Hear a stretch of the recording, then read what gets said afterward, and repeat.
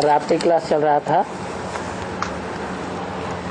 5/11/1966।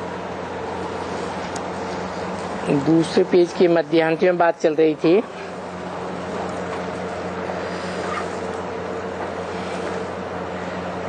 जो पूज्य देवी देवता थे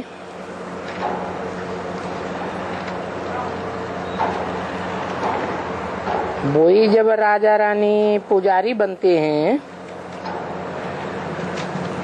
तो प्रजा भी पुजारी बन जाती है। यथा राजा तथा प्रजा हो जाती है। तो बस वही पुजारी प्रजा भी और पुजारी राजा भी, दोनों। कौन कौन दोनों? राजा और उनकी प्रजा, दोनों उनको माथा टेकते हैं। उनको कह के बहुत दूर क्यों कर दिया है? इसलिए दूर कर दिया कि सतयुग में जो नारायण बनते हैं 8 उतरती कला वाले। कैसी कला वाले? उतरती कला वाले। और उनकी जो भी प्रजा बनती है वो भी उतरती कला वाली। वो जब द्वैतवादी द्वापर युग में आते हैं, द्वैतवादी देहधारी धर्म पिताओं के संग के रंग में आते हैं तो क्या बन जाते हैं? जो पूज्य थे सो पुजारी बन जाते हैं। और वो पूज्य और पुजारी सतयुग के 8 गद्दियों के 8 नारायण और उनकी 8 प्रकार की प्रजा, उनको माथा टेकते हैं। किनको? उनसे भी कोई ऊपर हुए हैं? कौन? संगम युगी जो नारायण हैं, जो कोई को माथा नहीं टेकते। उनसे ऊपर कोई देहधारी है? और देह को धारण करने वाली आत्मा है? नहीं है। वो रचयिता हैं।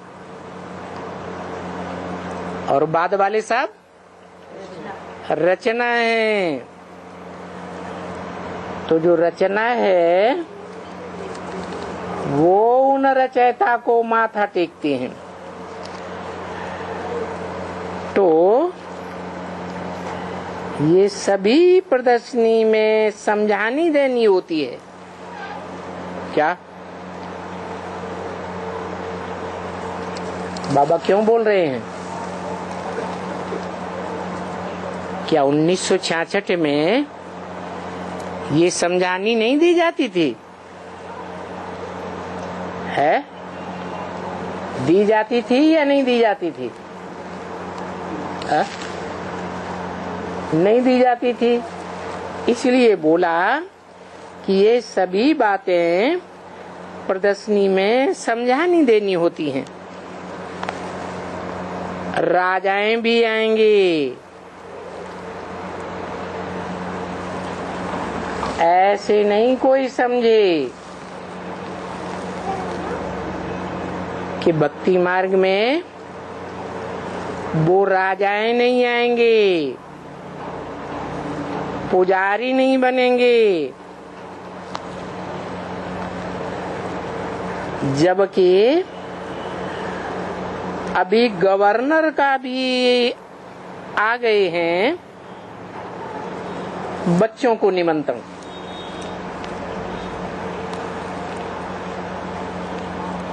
किसका निमंत्रण आ गए? गवर्नर का भी आ गए हैं बच्चों को निमंत्रण, तो राजाएं भी आ जाएंगे। माना जो आज की दुनिया के गवर्नर हैं उनके निमंत्रण बच्चों को आ रहे हैं ना। उस समय कोई गवर्नर रहा होगा तो ब्रह्मा कुमार कुमारियों को बुलाया। जो ब्रह्मा कुमार कुमारी पहले सतयुग में क्या थे? पूज्य देवता थे या नहीं थे?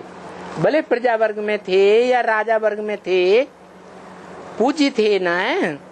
है उनको गवर्नर जैसा जो राजा है, एक तरह का आज की दुनिया का गवर्नर, स्टेट का राजा है ना, तो राजाएं भी आएंगे, राजाओं को भी निमंत्रण मिलेंगे आखिर इनमें। वो चिट्ठी में भी समझा सकते हैं उन राजाओं को जो आज के कलयुगी राजाएं हैं, उनको समझा सकते हैं कि आप पूज्य देवी देवता थे, अभी क्या है? अभी राजा हैं या नहीं है? बिगर लाइट के ताज वाले राजा हैं या नहीं है? हैं? बिगर लाइट के ताज वाले राजा तो हैं, और अभी तो ताज भी नहीं है स्थूल। द्वापर में राजाओं को होता था या नहीं? राजाओं को ताज होता था। और आज जो गद्दी पे बैठे हैं आज की गवर्नमेंट में, उनको ताज भी नहीं है। क्यों? कौन सा ताज? प्योरिटी की ताज की लाग की बात तो छोड़ दो, लेकिन जिम्मेवारी का ताज भी नहीं है। कौन सी जिम्मेवारी? कौन सी जिम्मेवारी? कि हम इस देश को, हम इस राज्य को राम राज्य बनाएंगे, देवताओं का राज्य बनाएंगे, सुख का राज्य बनाएंगे। आज के नेता हैं जो गद्दी पे बैठते हैं, उनको जिम्मेवारी का ताज ये है? नहीं है।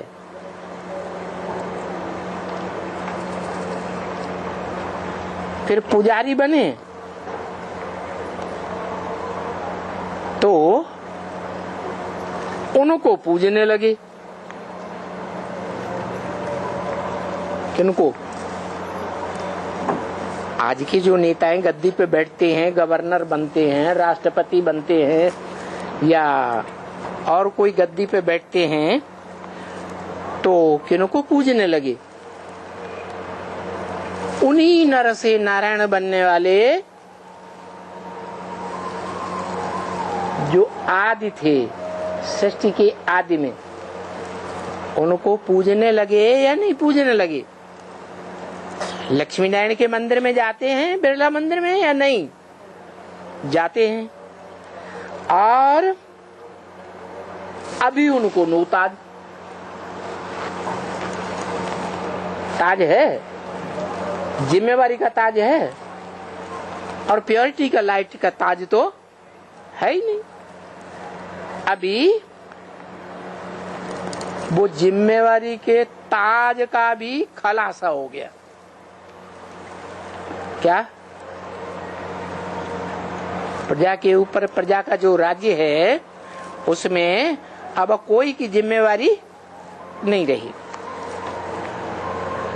अभी फिर आकर के पूज्यते पूज्य बनाओ। बच्चों को कहा बाबा ने, क्या बनाओ उनको? फिर आकर के उनको पूज्यते पूज्य बनाओ। है राजयोग, पूज्य कैसे बनाओ? पूज्यते पूज्य क्या? सतयुग जो लक्ष्मी नारायण हैं और उनकी प्रजा है वो पूज्य है, और जो आदि वाले थे नर से नारायण वो पूज्य थे पूज्य, और उनकी प्रजा भी पूज्य थे पूज्य। उनको बनाओ, क्योंकि ये है राजयोग। कैसे बनाओ? इस योग में राज भरा हुआ है। क्या राज भरा हुआ है? क्या राज भरा हुआ है? कि एक ऊंच ते ऊंच को पहचान करके उसको याद करेंगे तो ऊंच ते ऊंच बनेंगे, और अनेकों को याद करेंगे तो ऊंच ते ऊंच नहीं बनेंगे। ये राज भरा हुआ है। और याद कब आती है? रसगुल्ला खाया होगा तो याद आएगी, नहीं तो याद नहीं आएगी। यहां रसगुल्ला क्या है?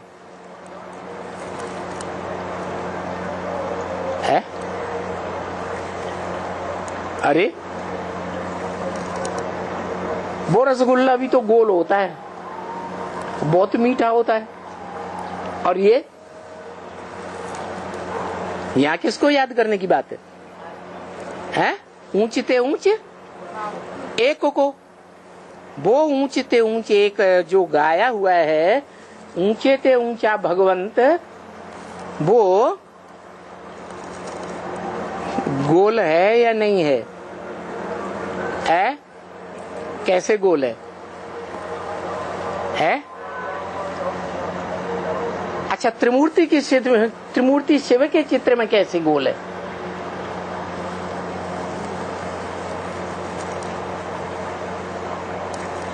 तीन मूर्तियां हैं, ब्रह्मा विष्णु शंकर। ब्रह्मा सो विष्णु बनते हैं। ब्रह्मा दाढ़ी मूछ वाला पतित सो क्या बनते हैं? पावन विष्णु बनते हैं। और विष्णु तो खड़ा हुआ है कि गोल है? खड़ा हुआ है और गोल तो है नहीं। और शंकर शंकर गोल है? बैठा है, वो भी गोल नहीं, तो फिर कौन गोल है? त्रिमूर्ति के चित्र में गोल कौन है? कितनी बार बाबा बोलते हैं कि त्रिमूर्ति के चित्र में पहले पहले बाप का परिचय दो। किसको दो? बाप का परिचय दो। तो त्रिमूर्ति के चित्र में ऊंचते ऊंच कौन है?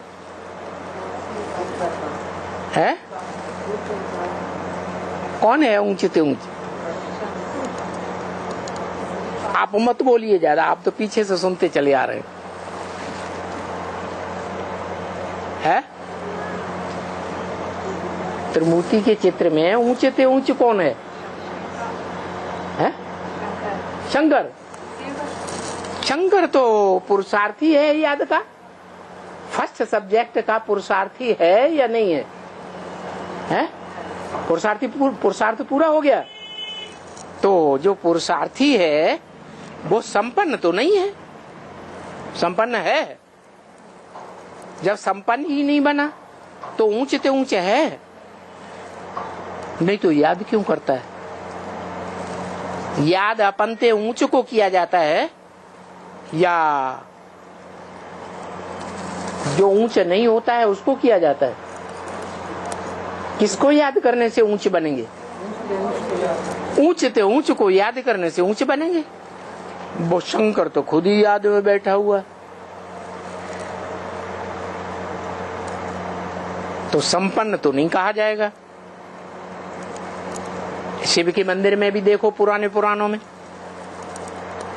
कंपिल के रामेश्वर मंदिर में भी देखा होगा,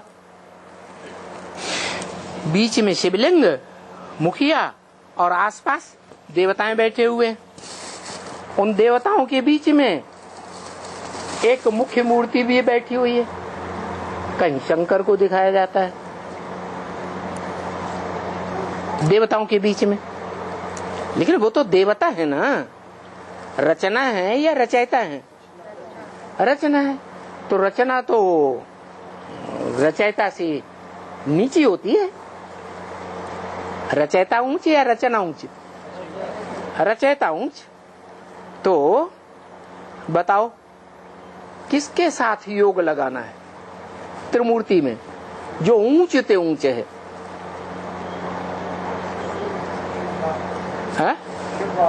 शिव बाप। शिव बाप इस सृष्टि पर आता है, पतित सृष्टि पर, पतित तन में आता है।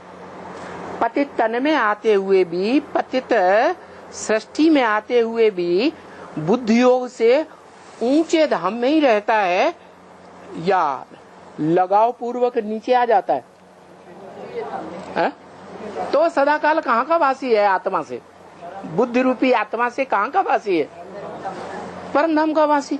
वहां तो ऊंच नीचे का सवाल ही नहीं पैदा होता। परम धाम में ऊंच नीच होता है क्या? ऊंच और नीच कहाँ होता है? हैं? इस सृष्टि पर होता है।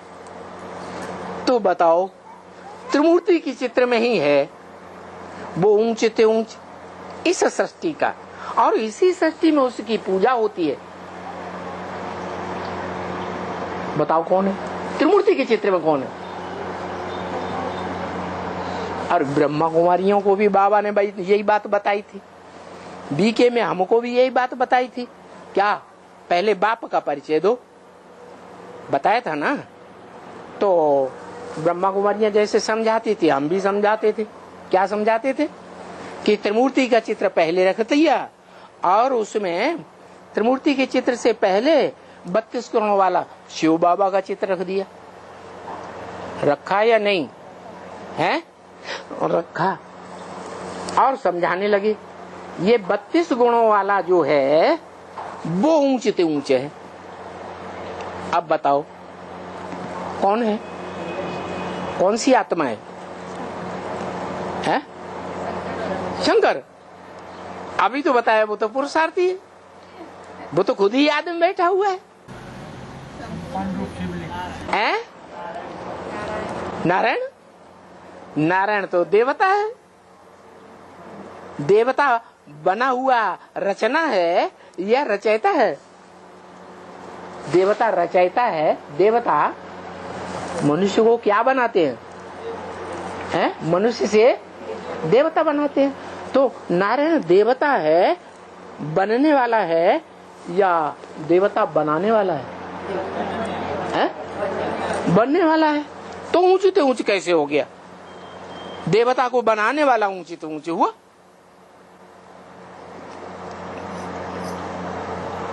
अरे शिवलिंग, तो वो ही तो ब्रह्मा कुमारी समझाती है।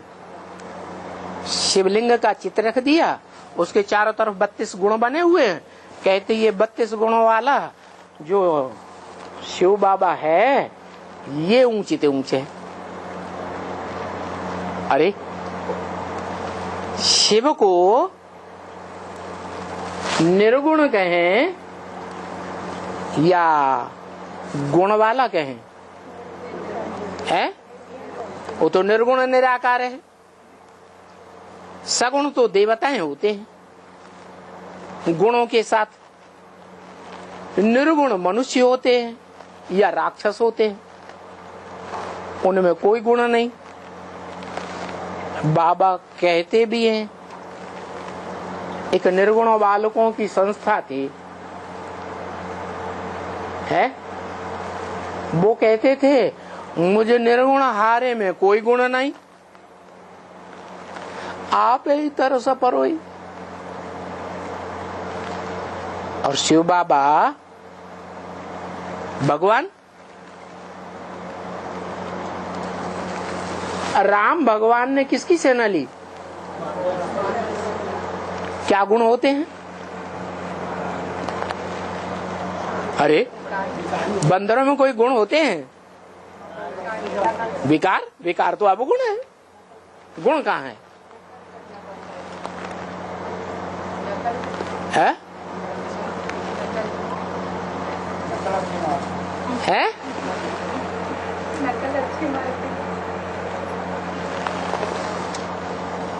जिन बंदरों की सेना ली वो बंदर भी कहते हैं मुझे निर्गुण हारे में कोई गुण नहीं, आपे ही तरस पर हुई। अभी 4 युगों की 4 सीन वाली सतयुग त्रेता द्वापर कलयुग जो दुनिया है, या जो 4 सीन वाला ये ड्रामा है, इस ड्रामा में देवताएं गुणवान भी थे और कलयुग में वो देवताएं गुणहीन बन जाते हैं। इतने गुणहीन बन जाते हैं कि उनकी शास्त्रों में उपमा दी है बंदरों से। क्या? रावण को मनुष्य मिल गए। क्या? मनुष्य मिल गए। मनुष्य माने मन का उपयोग करें सो मनुष्य मिल गए।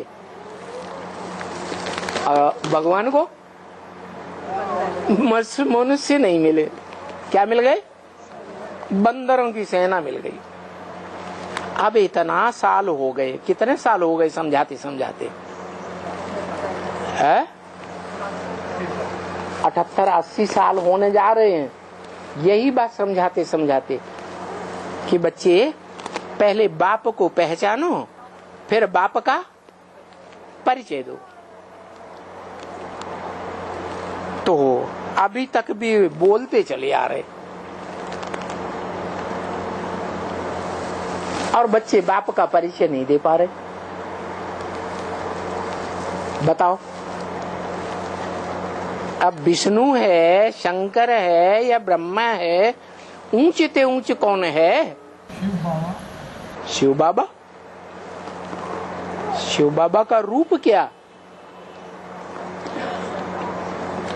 अरे कुछ रूप है या नहीं है? शंकर वो तो हाथ पांव वाला, इंद्रियों वाला है। जिसको इंद्रियां हैं वो तो इंद्रियों से कर्म करेगा। शंकर को तो इंद्रियां दिखाई जाती हैं। याद में रहता है। याद संपूर्ण है या अपूर्ण है? अपूर्ण है तो जरूर इंद्रियों की भी याद आती होगी। शंकर का कोई पार्ट नहीं है? इसलिए बोला है ना, शंकर का कोई पार्ट नहीं, वो याद में रहते हैं। शंकर का कोई पार्ट नहीं तो फिर याद में बैठा हुआ क्यों दिखाते हैं? जब कोई कोई पार्ट नहीं है। कोई पार्ट नहीं है फिर इंद्रियां दिखानी नहीं चाहिए। इंद्रियों से पार्ट बजाया जाता है। जब इंद्रियों का कोई पार्ट ही नहीं है तो इंद्रियां दिखानी नहीं चाहिए। शिवलिंग दिखाते हैं, उसमें तो लिंग नहीं दिखाते। लेकिन शिव बाबा कहते हैं मेरी एक ही इंद्रिय पूजी जाती है और देवताओं की सभी इंद्रियां पूजी जाती हैं, एक एक काम इंद्रियों को छोड़ करके। इसका मतलब और देवताओं ने काम इंद्रियों को 100% नहीं जीत पाया, एक ने जीता। जिसने जीता वो काम जीते जगत जीत कहलाता है। जगत का जीतने वाला एक होगा या अनेक होंगे, विश्वनाथ कहा जाता है। हर हर महादेव शंभो काशी विश्वनाथ गंगे। तो वो विश्वनाथ कौन है? याद में बैठा हुआ शंकर का रूप या कोई दूसरा है?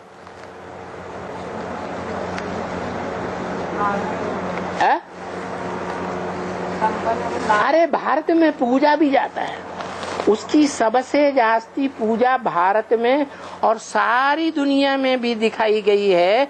खुदाइयों में लिंग मूर्तियां सबसे जास्ती मिली। और शिव आत्माओं का बाप कहते हैं, मैं न पूज्य बनता हूं न पुजारी बनता हूं। तो बताओ ये शिवलिंग पूज्य है या नहीं है? है?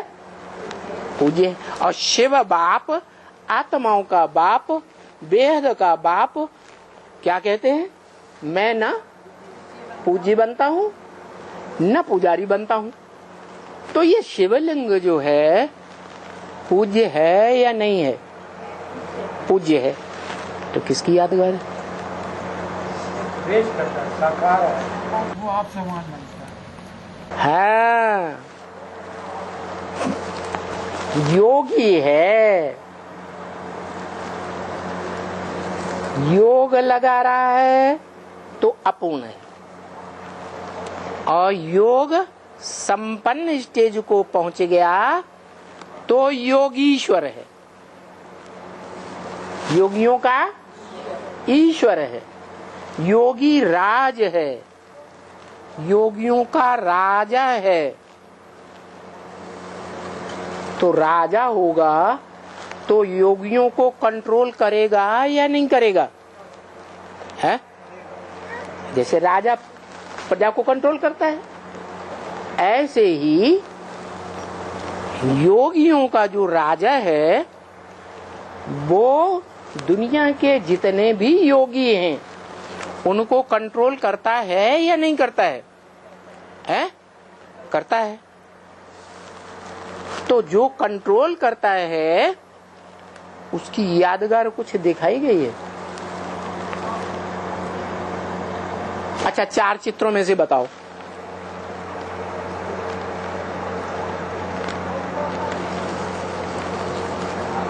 अच्छा, झाड़ के चित्र में बताओ। हाँ, झाड़ के ऊपर एकदम मनुष्य सृष्टि का जो झाड़ है उसमें सबसे ऊपर बैठा हुआ ऊंचे ते ऊंचा करता क्या कर रहा है? खींच रहा है आत्माओं को। क्या कर रहा है? आत्माओं को खींच रहा है, आकर्षित कर रहा है। इसलिए भक्ति मार्ग वालों ने उसको तो नहीं पहचाना पूरा। क्या पहचाना भी तो वही याद में बैठे हुए शंकर को पहचान लिया, या तो कृष्ण को कह दिया। कृष्ण माने आकर्षण करने वाला, वो सबको आकर्षित करता है। लेकिन वास्तव में न कृष्ण आकर्षण करता है न योग लगाने वाला अपूर्ण योगी शंकर आकर्षित करता है। आकर्षित कौन करता है? है संपूर्ण बना हुआ शंकर वाली आत्मा जब संपूर्ण बनती है तो षष्ठ रूपी वृक्ष के सबसे ऊपर बैठी हुई है चोटी पर। क्या? उसका नाम ही है ब्राह्मण चोटी। कैसी चोटी? ब्राह्मण चोटी। दुनिया में ऊंचे होते हैं पहाड़, और पहाड़ों में सबसे ऊंचा पहाड़ कौन सा? हिमालय पहाड़। और हिमालय में भी सबसे ऊंची चोटी कौन? माउंट एवरेस्ट, है ना? तो जब जलमयी होगी, सारी दुनिया जलमयी में डूब गई, तो कोई चोटी बची होगी कि नहीं? है? माउंट एवरेस्ट बचता है। तो बाबा कहते हैं तुम जब पूरे ही विकारों की दलदल में डूब जाते हो, देह अभिमान की दलदल में डूब जाते हो, तब मैं तुमको चोटी से पकड़ के खींचता हूं। कैसे पकड़ के खींचता हूं? चोटी से पकड़ के खींच लेता। अब बताओ वो चोटी कौन है जिसको पकड़ता हूं? शिव कहते हैं। हाँ जी, जिसको बुद्धि योग से पकड़ के खींचा अपनी तरफ, तो जिसने खींचा वो हुआ शिव। बुद्धि योग से खींचा, और कैसे खींचा है? कैसे खींचा है? ज्ञान की डोरी से खींचा या स्नेह की डोरी से खींचा? प्यार की डोरी से खींचा?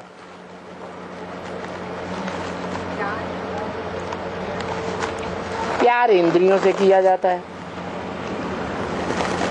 चाहे वो कर्म इंद्रियां हो, चाहे वो ज्ञान इंद्रियां हो, चाहे वो राक्षस हो, चाहे मनुष्य हो, चाहे देवताएं हो, ज्ञान इंद्रियों से प्यार करने वाले, और चाहे वो नर से नारायण बनने वाला ही क्यों न हो, वो भी 11वीं इंद्रिय जो सर्वोपरि सबसे ऊंची इंद्रिय है मन, क्या मन जो वाइब्रेशन बनाता है, उस वाइब्रेशन से खींचता है किसको? लक्ष्मी को। वाइब्रेशन के आधार पर आकर्षित करके राधा कृष्ण का जन्म होता है। जो राधा कृष्ण अपने माँ बाप समान तो नहीं है, हैं? वाइब्रेशन से बच्चे पैदा करते हैं? नहीं। कैसे? ज्ञान इंद्रियों में जो सबसे ऊंची आंखें हैं, उन आंखों के आकर्षण से सृष्टि पैदा करते हैं। लक्ष्मी नारायण का चित्र देखा? क्या देखा है? लक्ष्मी नारायण एक दूसरे को देख भी नहीं रहे, सिर्फ वाइब्रेशन से आकर्षित कर रहे हैं। माने इंद्रियों का कोई आकर्षण नहीं है, इंद्रियों का कोई लगाव नहीं है। कौन सा लगाव है? मनसा का, वाइब्रेशन का। और उनके बच्चों को, लक्ष्मी नारायण के बच्चे नीचे दिखाए गए, उनको क्या आकर्षण है? हाँ, इंद्रियों का आकर्षण दिखाया गया। कर्म इंद्रियां नीची है और ज्ञान इंद्रियां ऊंची है। ज्ञान इंद्रियों में भी ऊंची इंद्रिय कौन सी? आंख। तो आंखों का आकर्षण है। जो सृष्टि का पहला पत्ता है, उनको भी काय का आकर्षण है? आंखों का आकर्षण है। उनके लिए पूजा, उनके लिए कहा क्या कि गिरती कला वाले हैं। इंद्रियों के आकर्षण से जो सृष्टि की पैदाइश करते हैं, वो देह से कनेक्टेड हैं या नहीं है? और देह विनाशी है। देह विनाशी है। जब देह विनाशी है, देह की इंद्रियां विनाशी हैं, देह का इंद्रियां का आकर्षण विनाशी है, तो नीचे गिरेंगे या ऊपर चढ़ेंगे? है नीचे गिरते हैं। भले पहला पत्ता क्यों न हो सृष्टि का, नीचे गिरते हैं। तो 16 कला संपूर्ण से कितने बनते हैं? पौने 16 कला बन जाते हैं। और उसके बाद वाले नारायण तो और नीचे गिरते हैं। तो इसलिए बताया कि सतयुग के जितने भी 8 नारायण हैं, सारे भले पूज्य बनते हैं, उनकी प्रजा भी पूज्य बनती है, लेकिन फिर भी वो द्वापर युग में, द्वैतवादी युग में विधर्मी धर्म पिताओं, देहधारी धर्म पिताओं के संग के रंग में आकर के क्या पुजारी बन जाते हैं। वो सतयुग के सारे राजा हैं और उनकी सारी प्रजा पुजारी बन जाते हैं। किसकी पूजा करते हैं? मान लो सतयुग के 8 जो गद्दियां हैं, उनमें ऊंचे से ऊंची गद्दी राधा कृष्ण, पहला पत्ता। वो किसकी पूजा करते होंगे?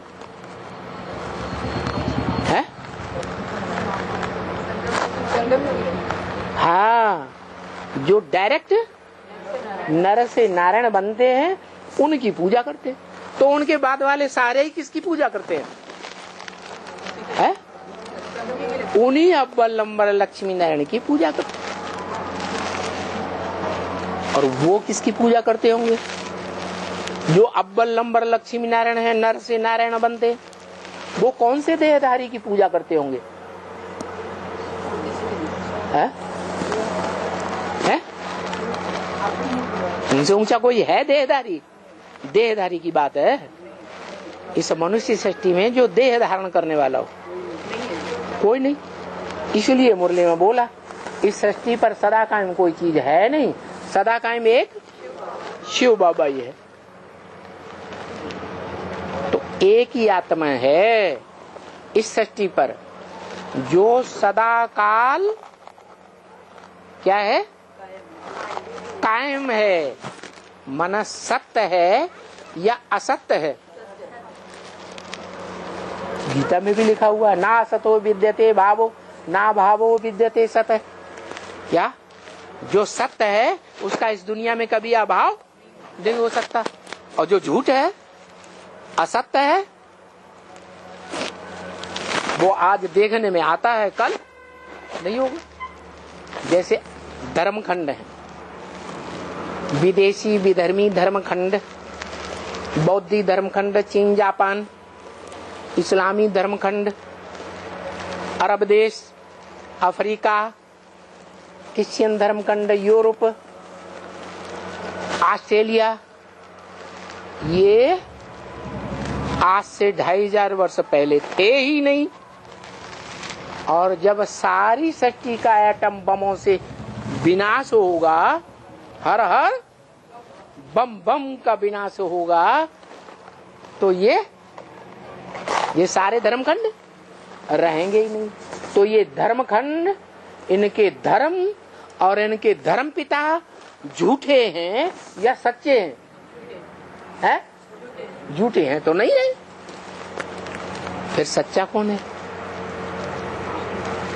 कौन सा धर्मखंड सच्चा है, कौन सा धर्म सच्चा है और कौन सा धर्म पिता सच्चा है तो सच्चा, लेकिन फिर भी जो भारतवासी हैं वो विदेशियों के ऐसे प्रभाव में आते हैं, ऐसी प्रभावित होने वाली प्रजा विदेशियों की बन जाते हैं कि वो अपने धर्म पिता को भूल जाते, अपने धर्म को भूल जाते और अपने देश को भूल जाते।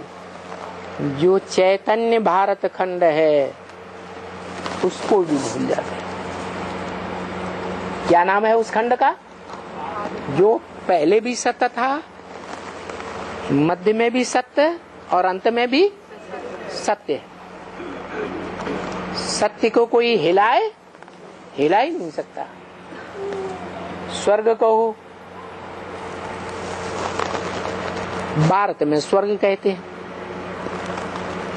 अंग्रेज लोग पैराडाइज कहते हैं, याद तो करते हैं ना। मुसलमान जन्नत कहते हैं, लेकिन जो पक्के मुसलमान, पक्के क्रिश्चियन हैं, जो दूसरे धर्म में कभी कन्वर्ट नहीं होते, वो जानते नहीं हैं जन्नत के बारे में या पैराडाइज के बारे में। बोलते हैं हेवनली गॉडफादर, हेवनली गॉडफादर कहते हैं, ये नहीं जानते हेवनली गॉडफादर क्यों कहा जाता है। क्यों कहा जाता है?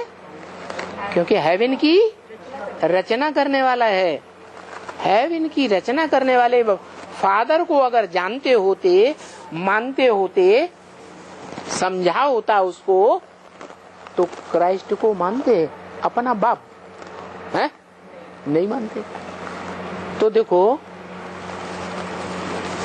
उन विधर्मियों के, उन विदेशियों के संग के रंग में आकर हम भारतवासी देवात्माएं संग के रंग से क्या बन गए? एकदम भ्रष्ट बुद्धि बन गए। वो क्रिश्चियन अपने धर्म पिता का नाम जानते हैं, धर्म पुस्तक को जानते हैं, मुसलमान अपने धर्म पिता को मानते हैं, मानते हैं, अपनी धर्म पुस्तक को भी जानते हैं। और ये भारतवासी धर्म पिता को भूल गए और अपनी धर्म शास्त्र को भी भूल गए। क्या हाल हो गया संघ के रंग में आने से। यही देवताएं चारों युगों की जो शूटिंग पीरियड है संगम युग, उस शूटिंग पीरियड में जो पर्दे के पीछे रहने वाला ऊंच से ऊंच डायरेक्टर है, जिसे हेवनली गॉड फादर कहते हैं, हम परमपिता परमात्मा शिव कहते हैं, वो हेवनली गॉड फादर डायरेक्टर पर्दे के पीछे रह करके हम सबके द्वारा, एक्टर्स के द्वारा, 500-700 करोड़ एक्टर्स के द्वारा क्या कराता है? ड्रामा की रिहर्सल कराता है, शूटिंग कराता है, सारे ड्रामा की रिकॉर्डिंग कराता है? इस रिकॉर्डिंग पीरियड में जिन्होंने इस राजयोग की बात को जाना है, क्या राजयोग की बात? कि एक ऊंचते ऊंच को पहचान करके उससे योग लगाओ। कैसा योग? माम एकम याद करो। क्या? मान लो कोई कन्या है और कन्या की शादी होने से पहले कोई पुरुष के साथ उसका संबंध जुट गया इंद्रियों का, फिर बाद में शादी हो गई। पहला ठप्पा जो लगा वो जीवन भर याद रहता है या नहीं रहता है? कि भूल जाता है? याद रहता है। फिर शादी हो गई तो व्यभिचारिणी हो गई या नहीं हुई? याद व्यभिचारी आएगी या एक ही याद आएगी? कैसी याद आएगी? व्यभिचारी याद आएगी। तो ये राज की बात है राजयोग में। क्या? कि ऊंचते ऊंचे एक को पहचान करके एक से योग लगाएंगे इंद्रियों का, तो वो एक ही याद आएगा।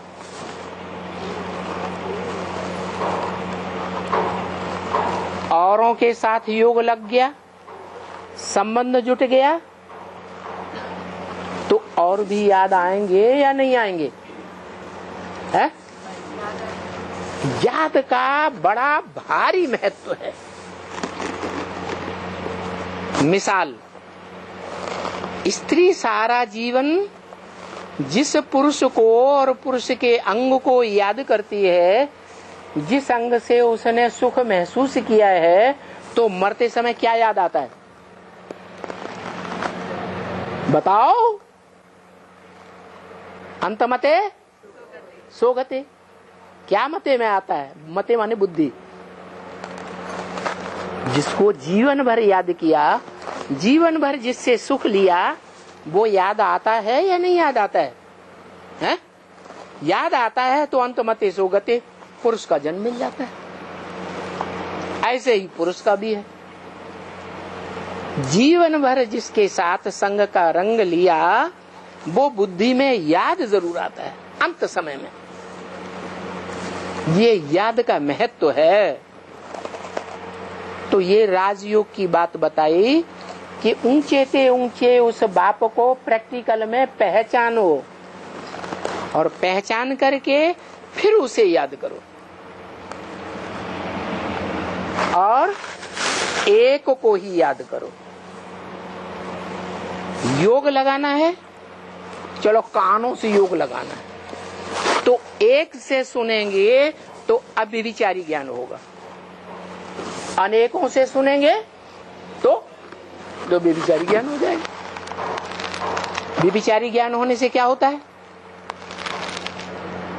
ये होता है कि एक से सुना और फिर दूसरों से भी सुनने लगे और उन बातों को मानने लगे, दूसरे की बात समझ में आने लगी और प्रैक्टिकल जीवन में टैली किया। हाँ, बात तो ऐसी है, हम भी पहले ऐसे ही सोचते थे, बस छाप बैठ गई, दूसरे ने सुनाया, पक्का हो गया। तो कान व्यभिचारी हो गए। इसलिए भक्ति मार्ग में भारत में ये मान्यता है, जो सत्य माने सच्चा गुरु है, जिसको एक बार पहचान लिया कि ये सच्चा गुरु है, सदगुरु है, तो सदगुरु निंदा सुनिय न काना। क्या? सदगुरु की निंदा कान से भी नहीं सुनना चाहिए, सुनना भी नहीं चाहिए। अगर सुना भी, वह कहते हैं फालतू बात है, एक कान से सुनो, दूसरे कान से निकाल दो, हियर नो इविल। फिर उसका जवाब भी मत दो, टाक नो इविल, किनारा कर जाओ। लेकिन अगर किनारा न किया, रज रज के सुनना शुरू कर दिया, हाँ और सुनो, अच्छा लग रहा है, तो क्या होगा? है? कान व्यभिचारी बना या नहीं? कान व्यभिचारी बना। व्यभिचारी ज्ञान सुना तो व्यभिचारी धर्म में जाना निश्चित है।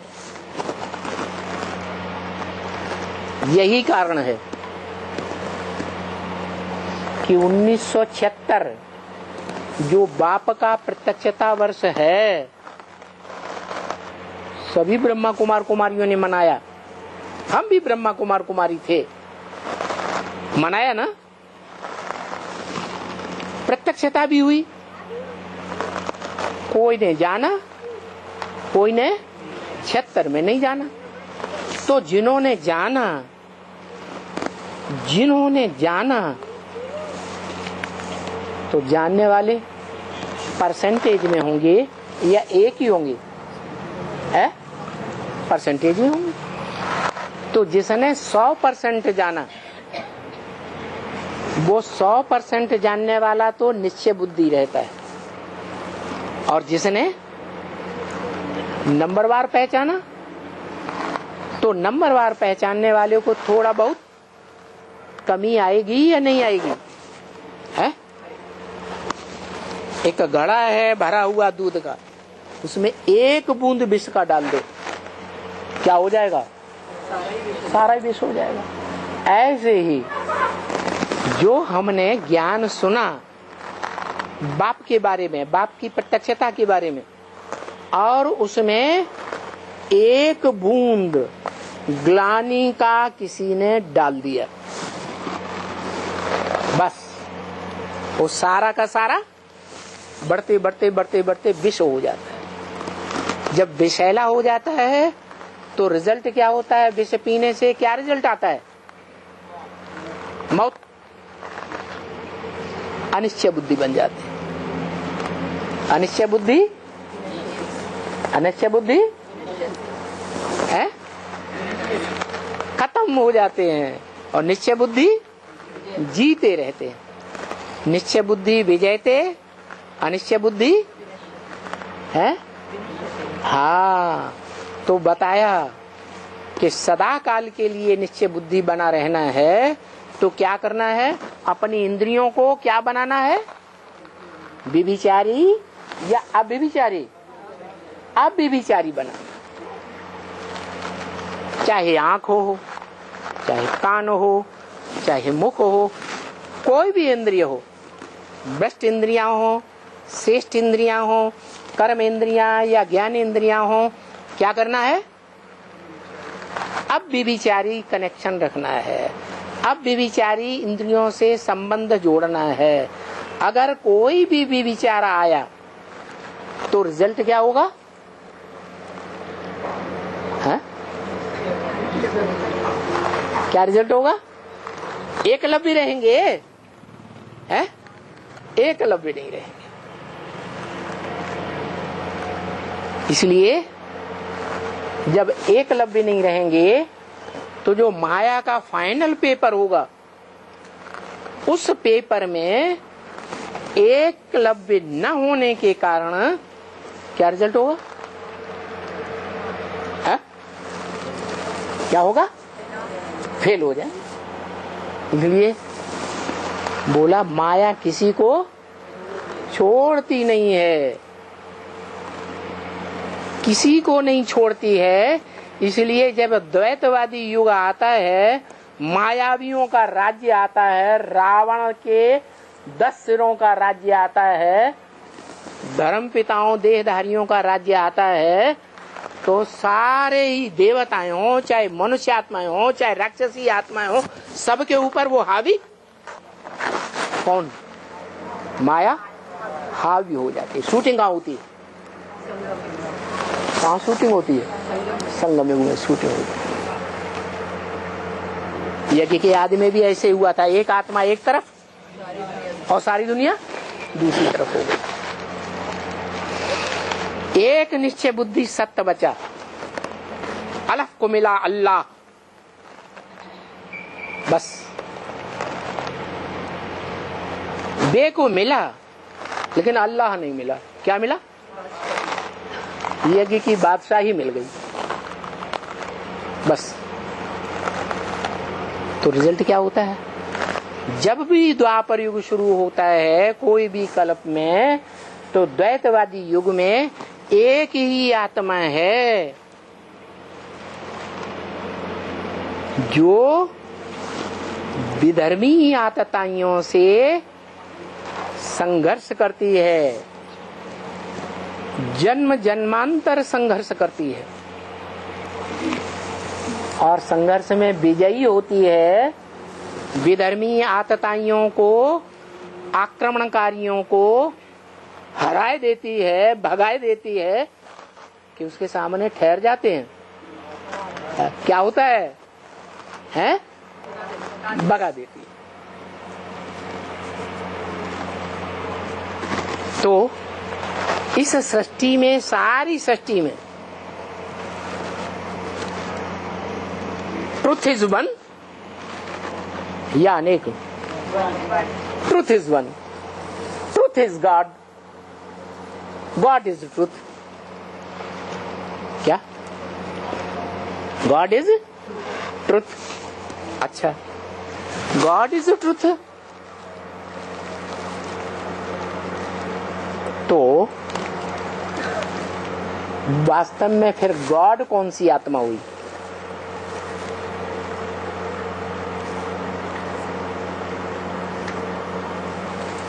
है? जो ट्रुथ है,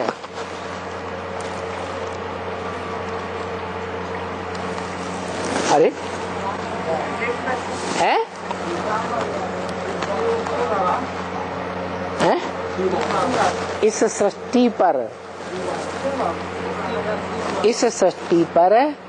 एक ही शिव बाबा है जो सदा कायम है। तो सत्य कायम है, ना सते विद्यते भावो, ना भावो विद्यते सत। सत्य कायम है या झूठ भी कायम है इस सृष्टि पर? है? सत्य कायम है। बाकी शिव तो गिनती में ही नहीं आता है। क्या? जो गिनती में आता है वो चक्कर में आ जाता है, जो गिनती में नहीं आता वो चक्कर में भी नहीं आता। उसकी तो बात ही छोड़ो, वो तो तुरीय है। सत्य तो है, उसका किसी से कंपैरिजन किया ही नहीं जा सकता। वो तो सदा सत्य है, इसलिए उसको सदा शिव कहते हैं। शंकर वाली आत्मा, राम वाली आत्मा, उसको अपना बुद्ध रूपी तीसरा नेत्र है या नहीं है?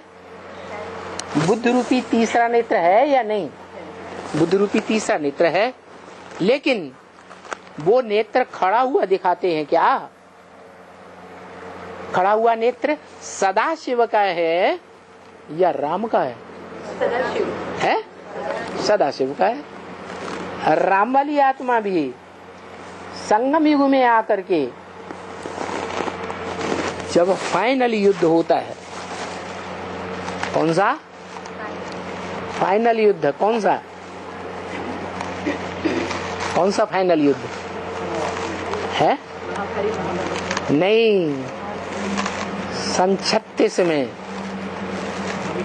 जब शिव आकर के प्रवेश करते हैं तो विकारों में पूरा डूब जाती है बुद्धि या नहीं डूब जाती है? राम वाली आत्मा की, जिसकी चोटी पकड़कर खींचा जाता है, उसकी बुद्धि विकारों में पूरी डूबती है या नहीं डूबती है? अरे ना ना ना, डूब जाती है। तो उसको पकड़ के खींचता है। कैसे खींचता है? ये चोटी किस बात की निशानी है? ये चोटी के बाल किस बात की निशानी है? जटाएं किस बात की निशानी है? ज्ञान की जटाएं हैं। वो ज्ञान की जटाओं को पकड़ के खींचता है, जिनमें खून होता ही नहीं। क्या? संकल्पों का खून, जो श्रेष्ठ संकल्पों का खून होना चाहिए, वो विकारी बुद्धि में होता ही नहीं। तो शिव आकर के उसको चोटी से पकड़ते हैं। कैसे पकड़ते हैं? चोटी से पकड़ते तो हैं, बुद्ध रूपी हाथ से ही पकड़ते हैं, लेकिन उस बुद्ध रूपी हाथ में सत्य भरा हुआ है तीनों कालों का। किसके बुद्ध रूपी हाथ में? शिव की बुद्ध रूपी हाथ में। तीनों कालों का सत्य क्यों भरा हुआ है उस आत्मा में? क्योंकि जन्म मरण के चक्र से वो एक ही आत्मा है जो न्यारी है, और सब चक्र में आते रहते हैं। इसलिए सच्चाई किसी को पता ही नहीं, राम वाली आत्मा को भी पता ही नहीं। तो उस बुद्ध रूपी हाथ से शिव जो आत्मा है, सिर्फ आत्मा है, वो पकड़ के खींचा। जिन बालों में सत्य का खून है ही नहीं, वो स्वयं क्या है? वो सिर्फ सत्य है।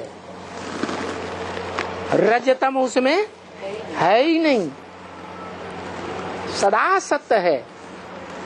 वो सदा सत्य शिव, सत्य माने सच्चाई। उसके अंदर सच्चाई की जानकारी है या झूठ की जानकारी है? सच्चाई की जानकारी। 100% सच्चाई बताता है, बोलता है। इसलिए वो जो कुछ बोलता है उसका नाम वेदवाणी पड़ता है। विद्ध माने जानना, विद्ध माने जानना, विद्वान, जानकार। विद्ध से बना है वेद, जानकारी का भंडार। तो हमारा जानकारी का भंडार क्या है?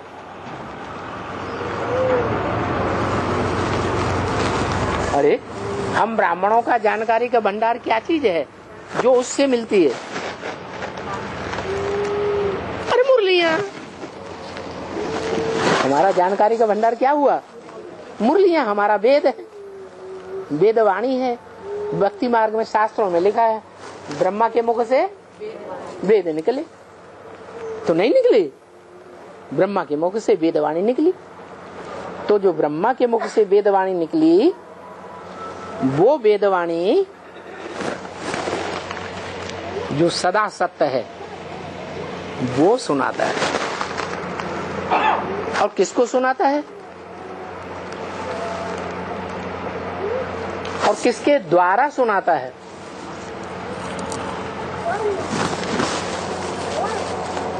हैं? हैं? किसके द्वारा सुनाता है?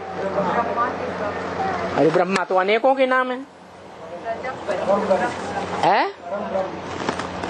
परम ब्रह्म के द्वारा सुनाता है वेदवाणी।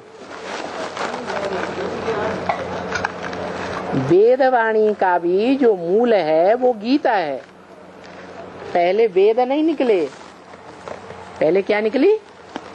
पहले गीता निकली, सार स्वरूप ज्ञान का। ज्ञान का सार क्या है? गीता। लोग समझते हैं वेद पहले निकले, पहले क्या निकली? यज्ञ के आदि में गीता का अर्थ सुनाते थे या वेदवाणी सुनाई? गीता के अर्थ सुनाते थे जो आदि में, वो ही गीता फिर अंत में प्रत्यक्ष हो जाएगी सारे संसार के सामने। चाहे हिंदू हो, मुसलमान हो, सिख हो, ईसाई हो, ढेर सारे ग्रंथों को छोड़ करके, ढेर सारे शास्त्रों को अपने अपने को छोड़ करके क्या पकड़ेंगे? है गीता को पकड़ेंगे। वो गीता नहीं जो मनुष्यों ने लिखी, वेद व्यास वाली गीता नहीं। कौन सी गीता है? जो भगवान ने स्वयं आकर के मुख से बोली।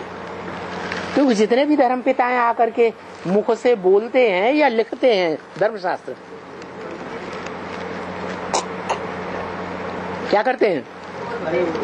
मुख से बोलते हैं। तो भगवान भी मुख से बोलता है। दुनिया भगवान का अनुसरण करती है,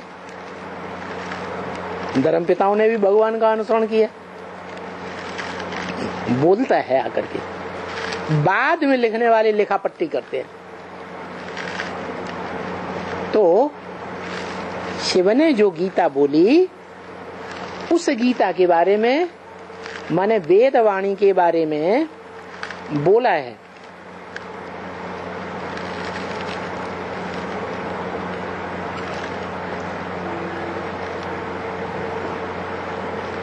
क्या बोला है? वेदवाणी जो है मुरली बोल दिया भक्ति मार्ग में। भगवान ने क्या सुनाई? मुरली सुनाई। वो मुरली काठ की थी, काठ की मुरली थी या कोई और मुरली थी? हाँ, ज्ञान मुरली काठ की नहीं थी। भक्ति मार्ग में जो सुनाते हैं, दिखाते हैं, वो काठ की नहीं है। भक्ति मार्ग में जो मुरली दिखाते हैं वो काठ की नहीं है, काठ की है। शूटिंग कहाँ होती है? कैसे है?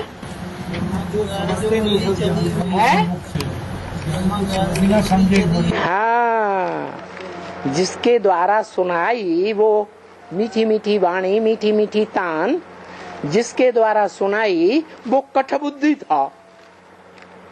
कैसी बुद्धि? काठ की बुद्धि था। समझता कुछ भी नहीं था, सिर्फ सुनता था और दूसरों को सुनाता था। तो उसका नाम पड़ गया काठ की मुरलिया, भक्ति मार्ग नाम पड़ गया। लेकिन वास्तव में उसी काठ की मुरलिया, उसी मुरली के बारे में भगवान बाप ब्रह्मा के मुख से कहते हैं, इसे अभी गीता ज्ञानामृत नहीं कहेंगे। क्या? इस मुरली को ज्ञान मुरली कहेंगे, लेकिन ज्ञानामृत नहीं कहेंगे। क्यों? क्योंकि अमृत तो मत्थन करने से निकलता है। घी निकालना है, मक्खन निकालना है तो दूध को, दही को बिलोना पड़ता है ना, मंथन किया जाता है ना। तो ऐसे ही है। क्या? जो भी ब्रह्मा के द्वारा, कठ बुद्धि के द्वारा मुरली चलाई गई, मुरली की तान सुनाई गई, उस तान को वो काठ की मुरलिया कठ बुद्धि ने नहीं समझा और उनके फॉलोअर्स ने भी नहीं समझा। तो शिव बाप को फिर दूसरा रूप धारण करना पड़ता है। कौन सा रूप? सुप्रीम टीचर का। तो सुप्रीम टीचर का रूप किसके द्वारा धारण करे? 69 18 जनवरी को ब्रह्मा ने तो शरीर छोड़ दिया, जिस ब्रह्मा के मुख से वेदवाणी निकली, मुरली निकली, तो किसके द्वारा सुप्रीम टीचर का पार्ट बजाएगा? शरीर चाहिए या नहीं चाहिए? मुख चाहिए या नहीं चाहिए? तो कौन है जिसको तीसरा नेत्र दिखाया? शंकर का तीसरी मूर्ति है ना, तो उसका पार्ट है बीच में। ब्रह्मा द्वारा स्थापना ब्राह्मण धर्म की, 9 प्रकार के ब्राह्मण तैयार हुए, नंबरवार प्योरिटी को धारण करने वाले। लेकिन 9 प्रकार के जो ब्राह्मण हैं वो सच्चाई को समझ नहीं सके। सत्य क्या है उसको, सत्य बाप को पहचान नहीं सके, क्योंकि उन ब्राह्मणों का जो बाप ब्रह्मा था उसने बाप को पहचाना है? उसने ही नहीं बाप को पहचाना, तो दूसरे कहां से पहचानेंगे उनके जो परवर्ती हैं? तो शिव बाप को उस ज्ञान मुरलिया का यानी वेदवाणी का एक्सप्लेनेशन देना पड़ता है, व्याख्या। इसलिए शास्त्रों में दिखाते हैं भक्ति मार्ग में कि वेदों की व्याख्या निकली आरण्यक, आरण्यकों की व्याख्या निकली शतपथ ब्राह्मण आदि, और उनकी भी व्याख्या निकली उपनिषद, और उपनिषदों की भी व्याख्या फिर बाद में निकली पुराण, भागवत पुराण, महाभारत पुराण, क्या है रामायण पुराण, ये पुराण निकले। तो देखो ये व्याख्या जब तक न हो, गहराई से बात समझाई न जाए, तब तक बुद्धि में बैठेगी क्या? प्राइमरी स्कूल में कबीरदास के, तुलसीदास के दोहे चौपाइयां वगैरह सुनाई जाती हैं, पढ़ाई जाती हैं, रटी जाती हैं। छोटे छोटे बच्चे उनकी गहराई के अर्थ को समझते हैं? समझते हैं? नहीं समझते। जब ऊंची कक्षा में पहुंचते हैं, एडवांस ज्ञान लेते हैं, ऊंची पढ़ाई पढ़ते हैं, तो एक एक श्लोक के, एक एक चौपाई के, एक एक कवित्त के गहरे गहरे अर्थ निकलते हैं, गहराई से समझते हैं। ऐसे यहाँ भी वो जो वेदवाणी है भक्ति मार्ग में, आज वो वेदवाणी कोई पढ़ रहा है? वेदों की वाणी को कोई सुनता है? वेद की ऋचाएं किसी ने सुनी? सुनना चाहता है? नहीं सुनना चाहता। यही कारण है शूटिंग कहाँ होती है? संगम युग में जब एडवांस ज्ञान मिल जाता है, उन्हीं मुरलियों का, जो काठ की मुरलियां थीं, उनका विस्तार मिल जाता है, गहराई मिल जाती है, तो फिर उन मुरलियों को कोई पढ़ता नहीं। यहाँ जितने बैठे हैं उनमें से वो कोई 3rd क्लास मुरली कागज की पढ़ता, सुनता है, सुनाता है? नहीं, मुरली में ही बोला क्या? तो तुम जो कागज से पढ़ते हो, सुनते हो, सुनाते हो, वो है 3rd क्लास मुरली। और जो टेप रिकॉर्डर से सुनते हो, जो एक्यूरेट सुनाता है वाणी, वो है 2nd क्लास मुरली। और जो सन्मुख सुनते हो भगवान के बैठकर, वो है 1st क्लास मुरली।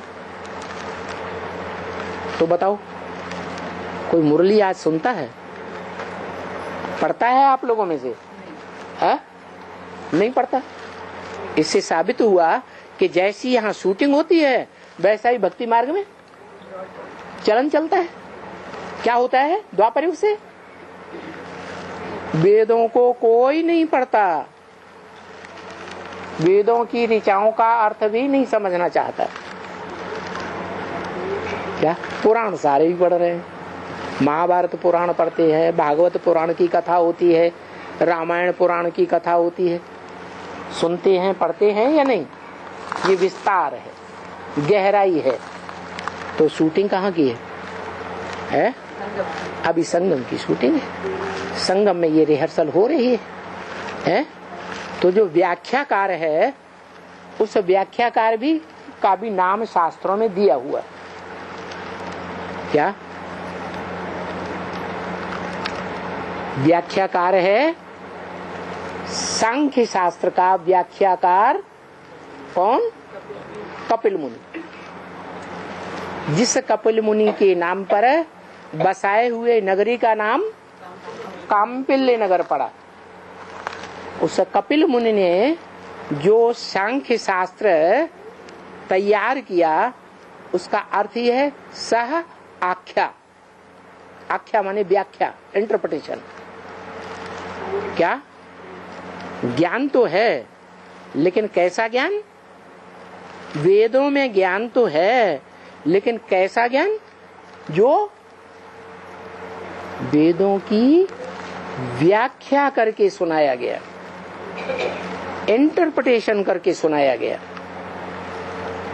वो है सारा सांख्य शास्त्र। चाहे वो आरण्यक हो, चाहे शतपथ ब्राह्मण हो, चाहे ये उपनिषद हो, चाहे पुराण हो।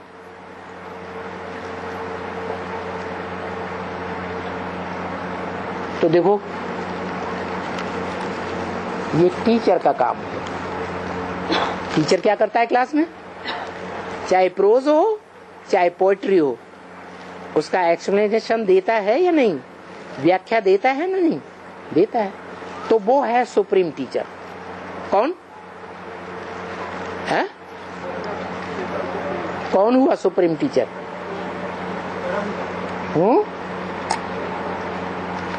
बताओ। है परम परम ब्रह्म शिव बाबा। और कोई? आत्माओं का बाप छूट गया है? शिव बाप। अच्छा, शिव बाप ने जो लंबी चौड़ी व्याख्या है जो टीचर देता है, वो यज्ञ के आदि में क्यों नहीं सुनाई है? आदि में सुनाई व्याख्या? नहीं। अच्छा, ब्रह्मा के द्वारा सुनाई है? ब्रह्मा से, ब्रह्मा और जो आदि वाला था परम ब्रह्म, उन दोनों के बीच में जो माताएं थी उनके द्वारा सुनाई व्याख्या गहराई से? नहीं सुनाई। तो अगर शिव बाप ही टीचर है, supreme teacher, supreme teacher Shiv बाप ही है, तो पहले क्यों नहीं सुनाई? भक्ति मार्ग का समय आता है। बोला भी है। अभी देखो, अभी कोई कहेंगे बाबा ये बातें आपने पहले क्यों नहीं बताई? अरे पहले माँ का पार्ट है, माँ के पार्ट से भी पहले बीज बोने वाले बाप का पार्ट है, माँ के बाद फिर आता है टीचर का पार्ट।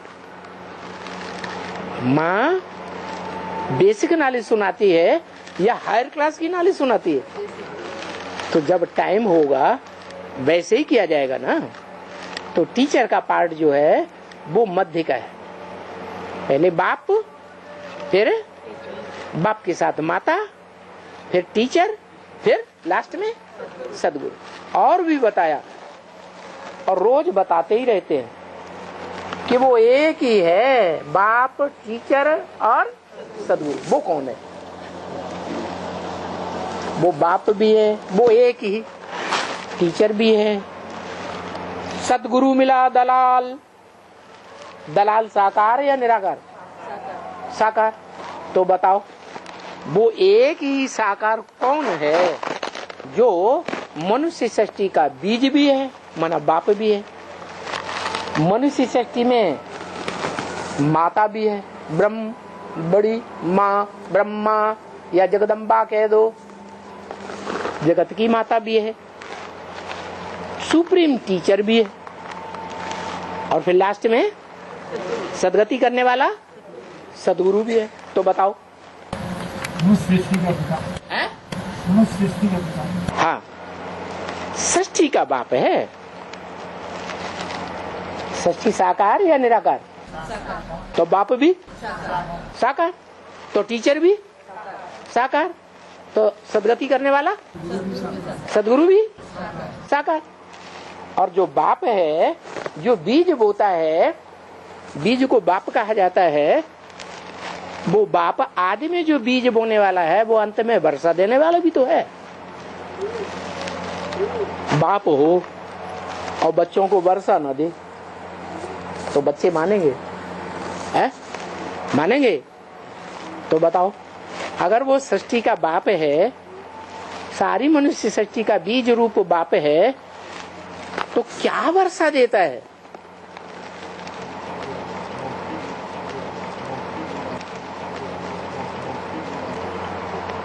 बाप धनवान होगा तो धन का वर्षा देगा, मल्टी मिलियनर होगा तो मल्टी मिलियन का वर्षा देगा,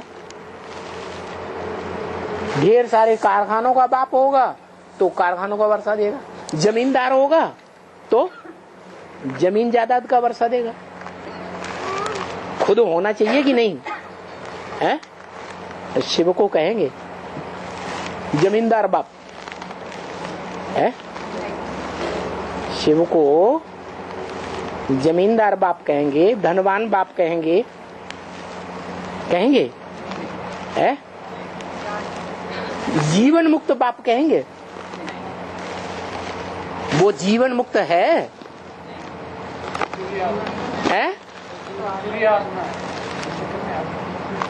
वो जीवन मुक्त पार्ट बजाने वाला षष्ठी रूपी रंगमंच पर नहीं है।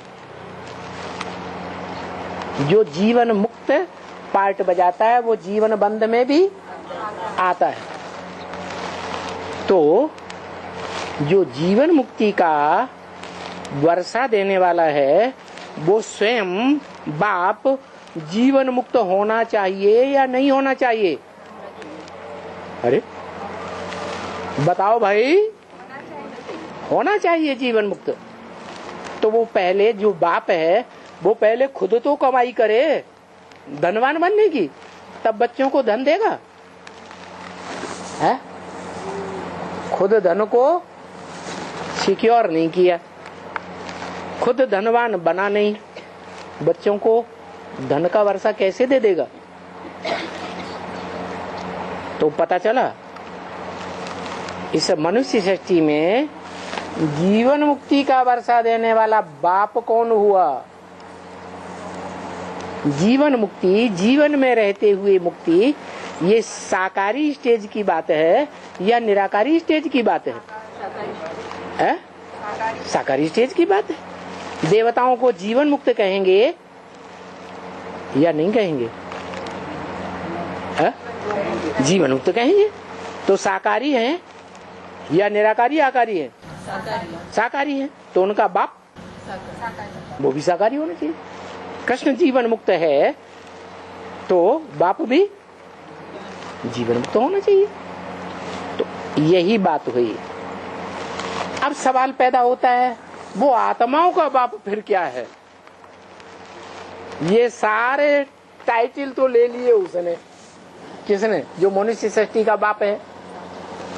फिर वो मनुष्य सृष्टि का बाप का जो बाप है कि नहीं है? एवरलास्टिंग बाप, जिसका कोई बाप नहीं, वो क्या है? अरे वो भी कुछ है या नहीं है? प्रवेश करके सब प्रवेश करके जीवन मुक्ति देता है। जन्म मरण में नहीं आएगा, प्रवेश करके ज्ञान देके उसको। वो क्या वर्षा? बाप है तो वर्षा देगा ना। बाप है, किस बात का बाप है? बाप हो और बच्चे को वर्षा दे नहीं, तो बच्चा क्या कहेगा? हमारा बाप ना होता तो अच्छा था। है? सबके बाप तो वर्षा देते हैं अपने अपने बच्चों को, चलो थोड़ा ज्यादा, हमारा बाप हमको कुछ नहीं दिया। आप समान बनाते हैं एक को।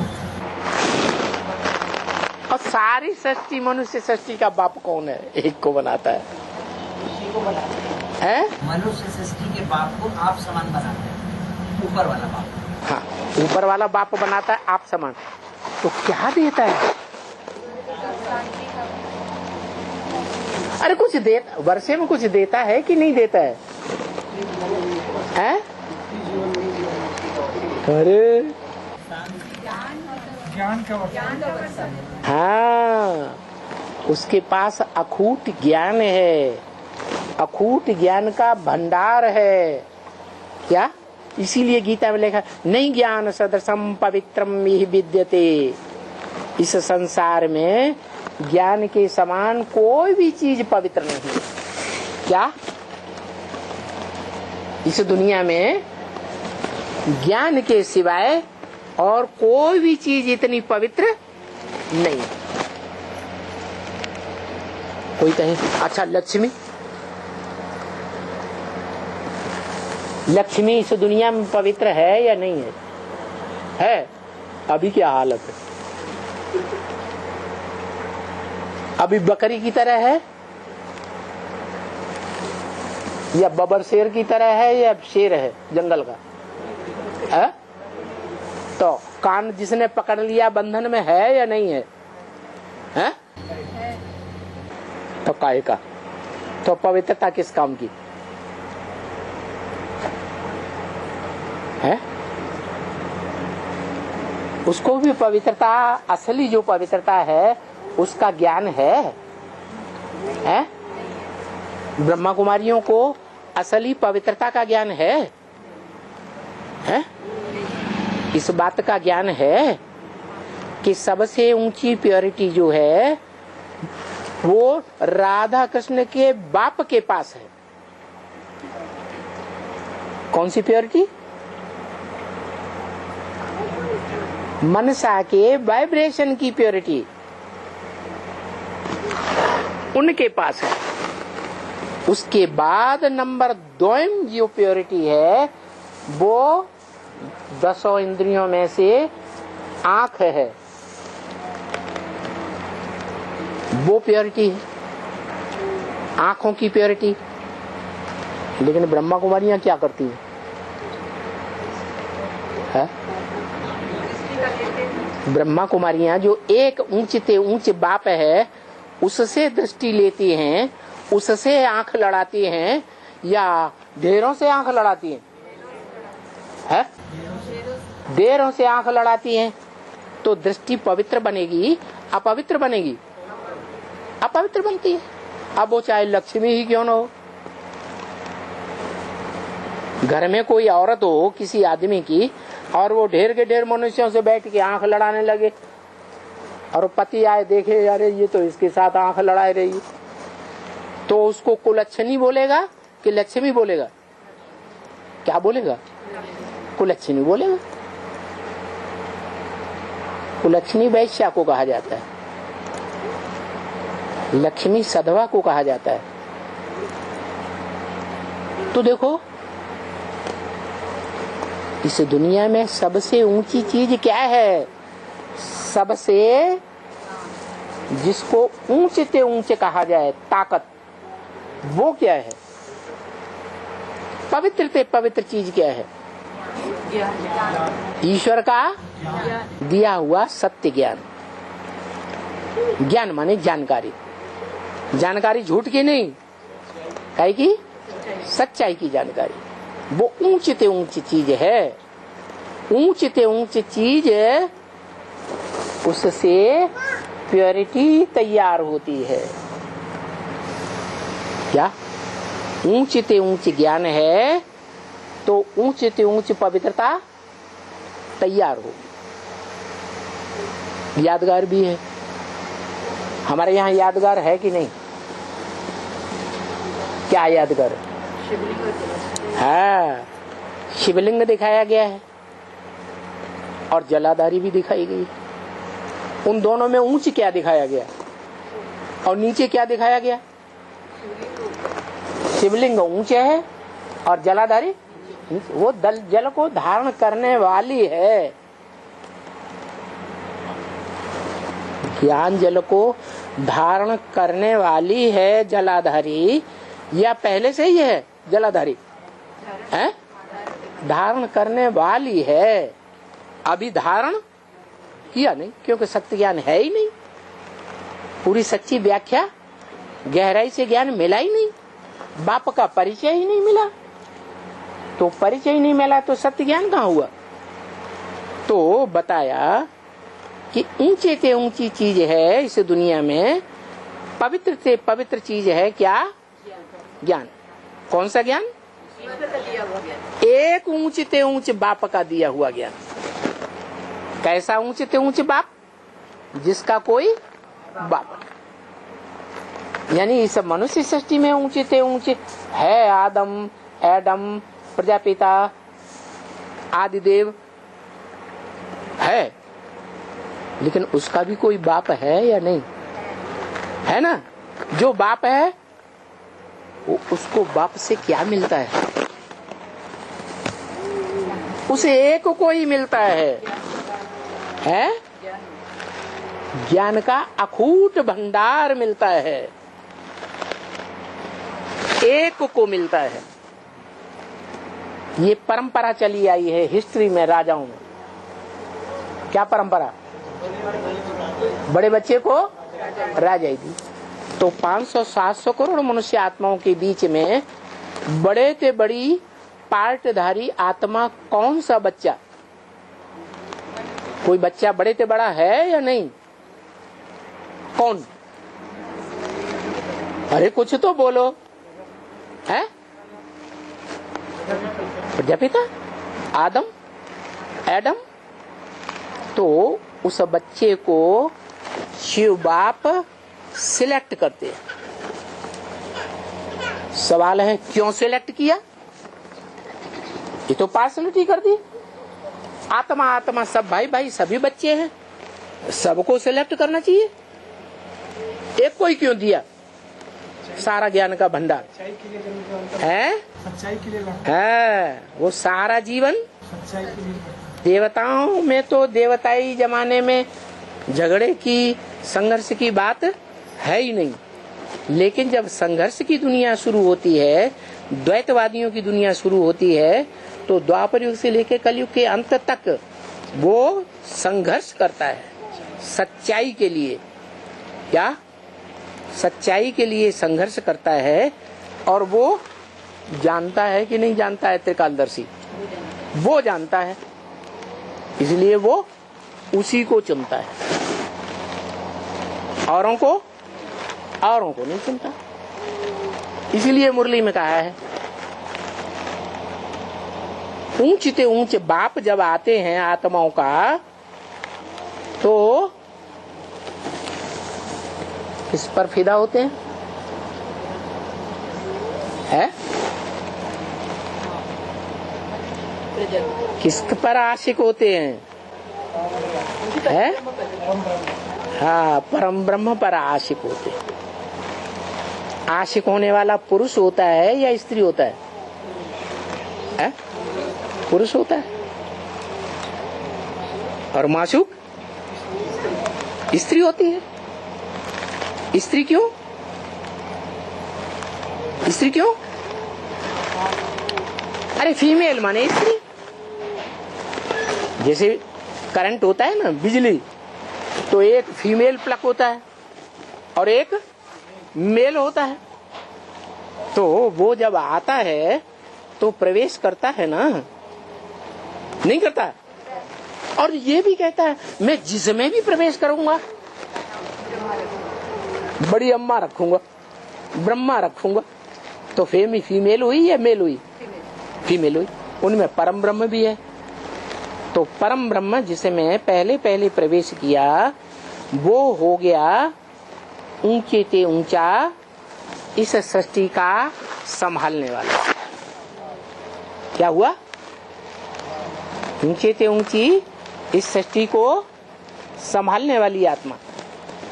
पूरा शरीर रूपी जो वो सृष्टि रूपी जो दुनिया है, संसार है, इस संसार की, इस सृष्टि का संभालने वाला कोई बाप है या नहीं है? है जो है बस उसी का आधार लेता है। आधार लेकर के तो जिसका आधार लिया वो माता हुई या नहीं है? क्योंकि शरीर है इसलिए माता हुई, और देह भान में है या नहीं? जिसका आधार लिया वो इस मनुष्य सृष्टि में पतितम कामी कांटा है या नहीं? देह भान के आधार पर है या बिना देह भान के? तो माता हुई।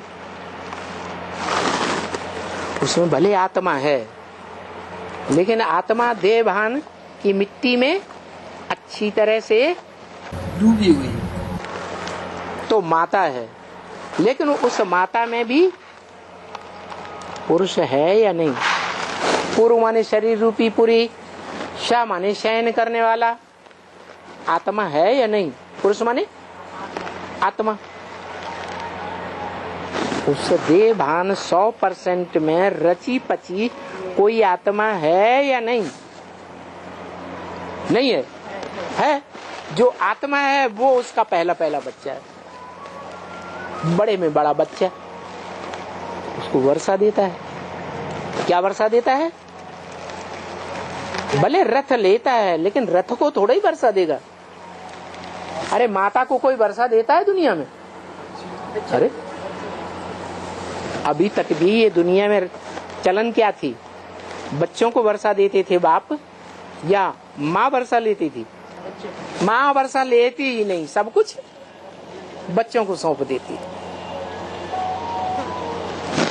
तो वो भी परम ब्रह्म ऐसे ही है।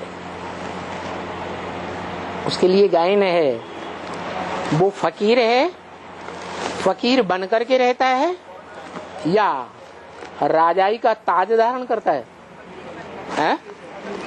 फकीर बनकर रहता है, क्योंकि परम ब्रह्म है। गाया जाता है क्या? बिना ताज का बादशाह। ताज नहीं है, प्योरिटी का भी ताज नहीं है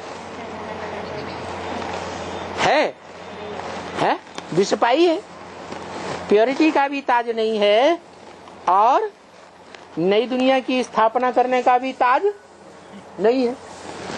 वो ताज भी ब्रह्मा को मिल गया। नई दुनिया की स्थापना कौन करता है? प्रजापिता करता है। कौन करता है? ब्रह्मा द्वारा नई दुनिया की स्थापना। अरे ब्रह्मा ने तो शरीर छोड़ दिया, वो कैसे करेगा? वो ही ब्रह्मा जिसने, आत्मा तो है ना, वो थोड़ा ही मरती है। वो ही ब्रह्मा जिसने शरीर छोड़ दिया वो कोई माता में प्रवेश करता है। जिस माता में प्रवेश करता है उसको चंद्रमा दिखाते हैं। क्या? जो चंद्रमा दिखाते हैं वो माता है जगदम्बा। तो जगदम्बा के द्वारा नई दुनिया की स्थापना भी होती है। क्या? तो माताएं ही निमित्त बनती हो स्वर्ग का गेट खोलने के। तो जो स्थापन करेगा वो स्वर्ग का गेट खोलेगा भी, पहले घुसेगा भी। तो ऐसे ही है। वो न जिम्मेवारी का ताज धारण करता, न पवित्रता का ताज धारण करता, फिर करता क्या है? अरे कुछ करता है, ऐसे ही विश्व की बादशाही, विश्व का बादशाह कहा जाता है, विश्व का मालिक कहा जाता है। कुछ भी नहीं करता। इधर बाबा भी मुरली में बोल देते हैं ब्रह्मा के मुख से, शंकर क्या करता है? कुछ भी नहीं। तो जब करता धरता कुछ भी नहीं है तो उसको इतना बड़ा लकब कैसे मिल जाता है जो दुनिया के किसी भी महत्वाकांक्षी को, धर्मावलंबी को नहीं मिला? न हिटलर को, न नेपोलियन को, न अलेक्जेंडर को। है वो कुछ नहीं करता है, फिर भी सिर्फ योग बल के आधार पर विश्व की बादशाही ले लेता है।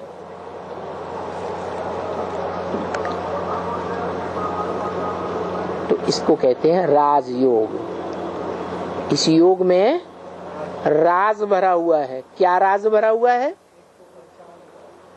जो राजघराने में आने वाली आत्माएं हैं राजयोग सीख करके जन्म जन्मांतर राजघराने में आती हैं, उनकी संख्या कितनी बताई शास्त्रों में? 16,108। और मुरली में भी 16,108। ये वो आत्माएं हैं जिन्होंने राजयोग सीखा है। चलो, शुरुआत से नहीं सीखा, बीच में सीखा होगा, बीच में नहीं सीखा, अंत में सीखा जरूर है। और डायरेक्ट सीखा है या इनडायरेक्ट सीखा है? डायरेक्ट कनेक्शन किया है। योग माने कनेक्शन। तो डायरेक्ट कनेक्शन किया है, इंद्रियों के साथ किया है। कोई ने श्रेष्ठ इंद्रियों से किया, कोई ने श्रेष्ठ इंद्रियों और भ्रष्ट इंद्रियों दोनों से किया, कोई ने वाइब्रेशन से भी किया। यथा राजा तथा प्रजा। जो नर से नारायण बनते हैं उनकी प्रजा भी कैसी होगी? यथा राजा तथा प्रजा होती है। तो कनेक्शन जरूर जोड़ते हैं, चाहे श्रेष्ठ से श्रेष्ठ कनेक्शन जोड़ने वाले हो, चाहे भ्रष्ट कनेक्शन जोड़ने वाले हो, लेकिन जो भी जैसा भी कनेक्शन जोड़ते हैं उनको याद आएगा कि नहीं है? याद। जगदम्बा है, किसका मिसाल दिया? जगदम्बा का। सबसे जास्ती पावरफुल आत्मा इस दुनिया की कौन बनती है? कैसे है? महाकाली बनती है तो गायन होता है, राज करेगा सारी दुनिया में 500-700 करोड़ मनुष्य आत्माओं को। उनके ऊपर राज कौन करेगा? शंकर नहीं करता। प्रैक्टिकल में 108 मणकों को सौंपता है, बच्चों को राजाई देता है। उनमें उन 108 राजा बनने वाले बच्चों में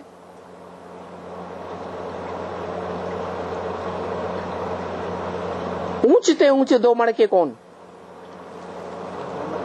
जो भगवान के बिल्कुल नजदीक है। जगत पिता जगदम्बा। तो राजाई सौंपेगा या नहीं सौंपेगा? तो राज करेगा खालसा। सारी मनुष्य सृष्टि के ऊपर राज करती है। उनके देवान को मारती भी है ज्ञान कटारी से, नहीं मारती? ज्ञान कटारी से मारती भी है, और मार करके उनके ऊपर राज्य भी करती है। मारती माने कोई जान से मार देती है? जान से नहीं मार देती। जिस बाप के ऊपर निश्चय बुद्धि थे, जिस बाप के ऊपर निश्चय बुद्धि थे, बाप के बच्चे थे, फिर बच्चे बन करके कुछ न कुछ श्रीमत के बरखिलाफ चले तो क्या कर देती है? सब पतित इस दुनिया में पतितों का सर कलम कर देती है और उनके ऊपर राज करती है। तो देखो इतनी ताकत कैसे आ गई उसमें? कैसे आई? अरे कुछ तो किया होगा, है? संग किया। औरों के मुकाबले जास्ती संग का रंग लिया या कम लिया? है? जास्ती संग का रंग लिया। ऐसे नहीं श्रेष्ठ इंद्रियों का ही लिया क्या? भ्रष्ट इंद्रियों का भी संग का रंग लिया तो भी औरों के मुकाबले सबसे जास्ती लिया, तो ताकत आई या नहीं आई? जो भी संग का रंग लिया जाता है, जो भी सुख लिया जाता है, वो याद आता है या नहीं आता है? चाहे श्रेष्ठ इंद्रियों का सुख हो, चाहे भ्रष्ट इंद्रियों का सुख हो, याद आएगा कि नहीं आएगा? और श्रेष्ठ ते श्रेष्ठ से लिया तो श्रेष्ठ ते श्रेष्ठ संग का रंग लगा। इसीलिए जगदम्बा को वो शक्ति प्राप्त होती है जिससे सारी सृष्टि के ऊपर राज्य करती है। ये है राजयोग।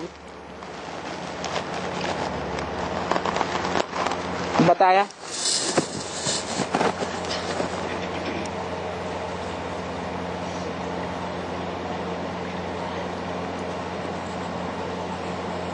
जो पूज्य देवता थे फिर पुजारी बने, उनको पूजने लगे।